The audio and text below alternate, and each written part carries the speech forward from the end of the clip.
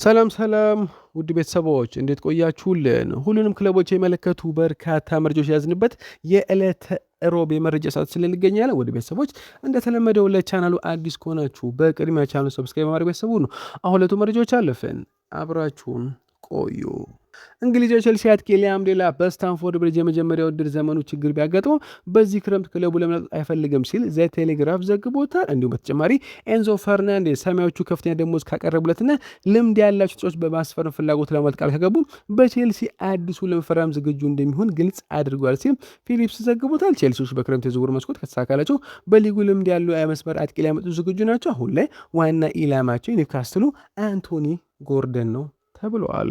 ዩናይትድ ቶናይ ለማስፈረም በሚደረገው ፉክክር ጁቬንቱስን እየመራ ሲሆን ኒውካስትል ላማካው እስከ 100 ሚሊዮን ዩሮ ይፈልጋል ተብሏል። አርሰናል፣ ሪያል ማድሪድ እና ዩናይትድ አሁን ላይ ለሳንድሮ ቶናይ ዝውውር ዝግጁ ናቸውም ተብሏል። የዩናይትድ ባለቤቶች የኖቲንግሃም ፎረስቱን ኤሊዮት አንደርሰን ለማስፈረም እስከ 120 ሚሊዮን ፓውንድ ዋጋ እንደማይከፍሉ ወስኗል። ክለቡ በ3 ዓመቱ አማካይ ተጫዋች ላይ ፍላጎት ቢኖረውም ሰር ጂም ራትክሊፍ በዚህ ዋጋ ተጫዋቹን ለማስፈረም አሁን ላይ ፍላጎት የላቸውም ተብሏል። የፒኤስጂ ክፍል መሰረት ተጫዋች ኢብራሂም ባዬ የፈረንሳዩን ቡድን ለመልቀቅ ይፈልጋል። በእንግሊዝ ብዙ አማራጮች አሉት። ሊቨርፑል 18 ዓመት ተጫዋች ለማስፈረም ከአስቶን ቪላ እና ከኒውካስትል ዩናይትድ ጋር አሁን ላይ ፉክክር ውስጥ ገብቷል ሲል ከአውት ኦፍ ሳይድ ዘግቦታል። ይሁን እንጂ ሌላኛው የፒኤስጂ ክፍል መሰረት ተጫዋች የፈረንሳዩ ኢንተርናሽናል ብራድሊ ባርኮላም በሊቨርፑል የማጥቃት ፍላጎት ዝርዝር ውስጥ ቀዳሚውን ቦታ ይዛል። 87 ሚሊዮን ፓውንድ ያለው ሲሆን ሊቨርፑል የዝውውር ጥያቄ ለማቅረብ የተዘጋጀ ነው ሲል ፊጃጊ ዘግቦታል። ዩናይትድ የስቱትጋርቱን አማካይ አንጀሎ ሴሬን ለማግኘት ከጁቬንቱስ ጋር የተፋለሙ ነው። ሪያል ማድሪድ ከፊርማ ውጭ መሆኑ ሌሎች ፈላጊ ክለቦች መነሳሳትን እየፈጠረ ነው ሲል ቱቶ ስፖርት ዘግቦታል።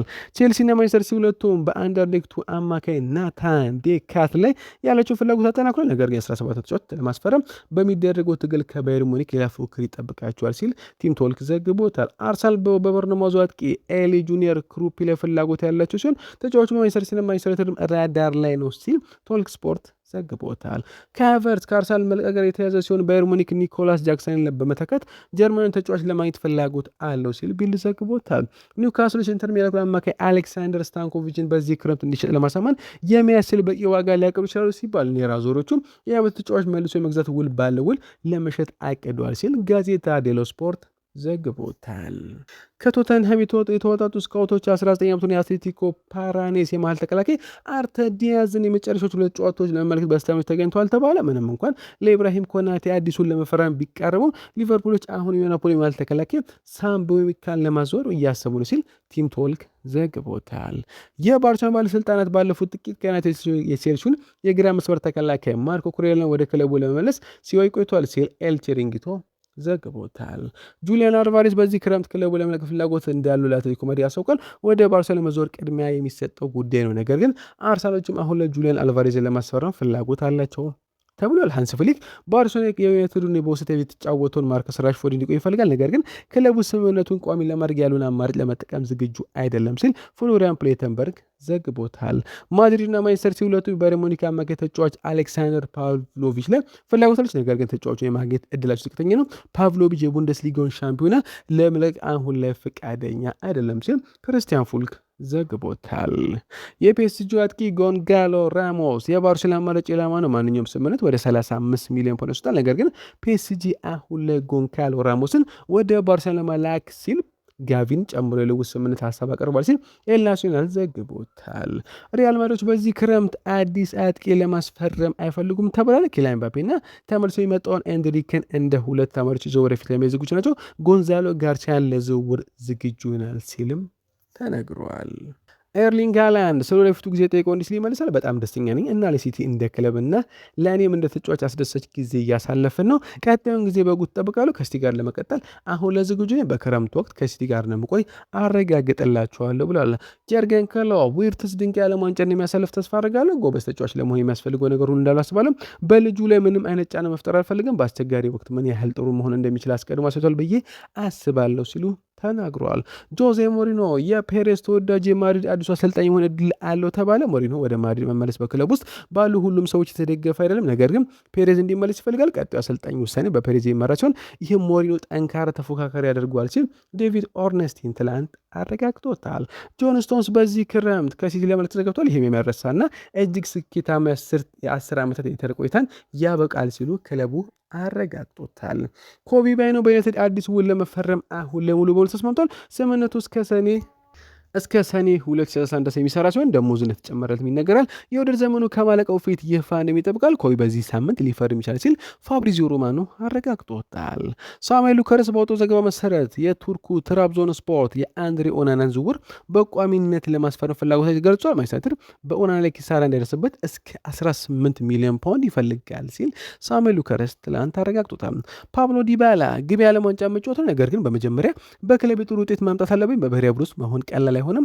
ይህ እንዲሆን የራሴን ሪትም ማግኘት በክለብ ውስጥ ቀጣይነት እንዲኖረኝ ማድረግ አለብኝ። በጉዳት ምክንያት አንዳንድ የሀገሬ ጥሮች አመልጦኛል። እንደ አርጀንቲና ባሉ ቡድኖች ውስጥ ለማግኘት ሁሌም የተሻልክ መሆን አለብን። አሰልጣኛችን ራሴን ማረጋገጥ አለብኝ ሲል ተናግሯል። መሐመድ ኩዱስ ጉዳቱን ለማስተካከል ቀዶ ጥገና ከማድረግ ተቆጥቧል። ምንም እንኳን ቶተንሃም ይህንን እንዲያደርግ ቢመክሮም ጋና ኢንተርናሽናል ቀዶ ጥገናውን ካደረገ ለረጅም ጊዜ ከሜዳ ሊርቅ የሚችላል የሚል ስጋት አድሮበታልም ተብሏል። ጁሊያን አልቫሬዝ ባለፈው ዓመት ከተከሰተው ነገር በኋላ ወደዛ መመለስ አለብን። በቻምፒየንስ ሊግ ውድድር ላይ ነን። እናም ወደ ፍጻሜ ለመድረስ ሁሉም ነገር እናደርጋለን። እኔ በግሌ ጥሩ ጨዋታ ለመጫወትና ለማሸነፍ ያለኝን ሁሉ ሰጣል ብሏል። ናታናኬ በዚህ ክረምት ማንቸስተር ሲቲ ለቆ እንደሚወጣ ዘ አትሌቲክስ አረጋግጦታል። ሮናልዶ እና ልጁ ጁኒየር በ2027 ለአልናስር አብሮ እንደሚጫወቱ ይጠበቃል ተብሏል። ዲማርኮ ኢንተር ሚላን ኮንትራቱን እስከ 2030 ድረስ ለማራዘም የተነጋገረውም ሲባል ቴሪ ሄነሪ ስለ ሮናልዶ የዓለም ዋንጫ ስለማሸነፍ ጠይቆ እንዲህ ሊመልሳ የዓለም ዋንጫን ያስፈልጓል። ፖርቱጋል ጠንካራ ቡድን መንፈስ አለ ስላለቸውና እያንዳንዱ ተጫዋች በተመሳሳይ ማሸነፍ ሀሳብ ስላለው የማሸነፍ አቅም እንዳልታምናለው የዓለም ዋንጫን የማሸነፍ የእግር ኳስ ሕይወትን የበለጠ ከፍ ያደርገዋል ሲል ተናግረዋል።